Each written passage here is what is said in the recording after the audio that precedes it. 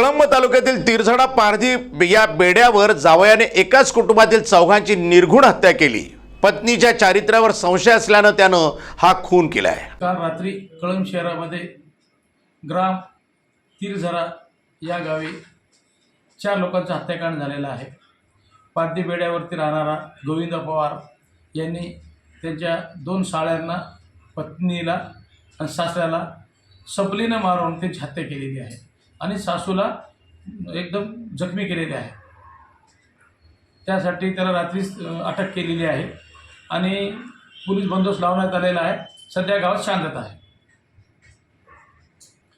त्यांनी पत्नीच्या संशयावरून म्हणून त्यांनी फिर्यादमध्ये दिलेला आहे। त्या दशकाचा तपास सुरू आहे पोलिसांचा। सध्या PM वगैरे सुरू आहे सरकारी दवाखान्यामध्ये। तर फिनल वगैरे झालं पुन्हा डिटेलमध्ये सगळं माहिती घेण्यात येईल आणि त्या ठिकाणी बंदोबस्तवर लावण्यात आलेला आहे। सध्या शांतता।